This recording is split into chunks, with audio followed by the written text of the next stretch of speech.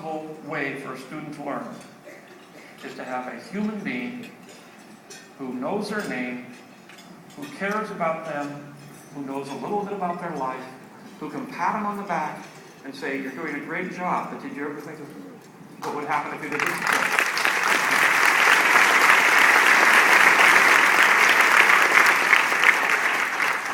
And we've discovered that technology makes that happen.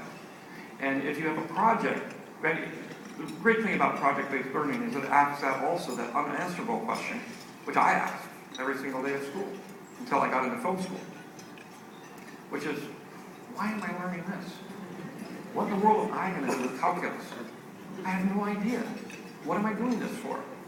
But if you give them a project, say a house to build, simulated on a computer, or a rocket ship to a moon or something, you do it in a class, you know exactly why you're having to learn it.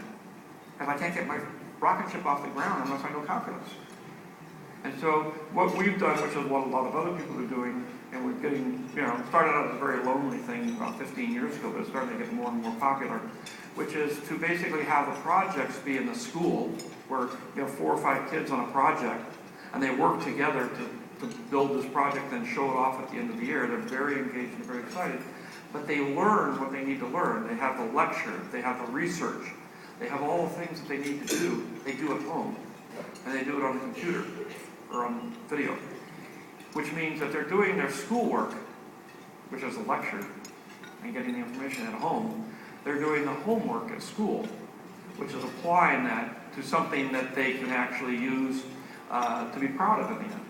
And that comes out of what we originally, when we started the foundation, say, well, what are we doing? What are we going to do? What is education? What are we asking? And we came up with our own little mantra or point of view, which is the kids, in the world we live in today, there's too much knowledge.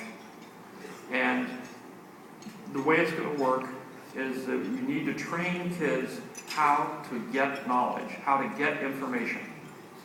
And of course now we've got the internet, we've got their books, but you simply train them how to get it. Where when I was it was sort of a little adjunct called library or something, but now that library, it's this obscure little room in the back that nobody ever goes to, is now on your cell phone. And every kid lives with his library. And he can get anything, anywhere, anytime. And kids need to know how to get information, beyond the obvious. Take that information, second step, take that information and test it. And make sure it's correct. See how accurate it is, how valid it is, which is, sometimes we used to call it the scientific method and stuff, but it basically means when somebody says black is white, well, go and test it. Well, that doesn't seem to hold true. And so you make them have critical thinking skills about themselves and about what they're doing, and they just don't take anything for granted, not even information.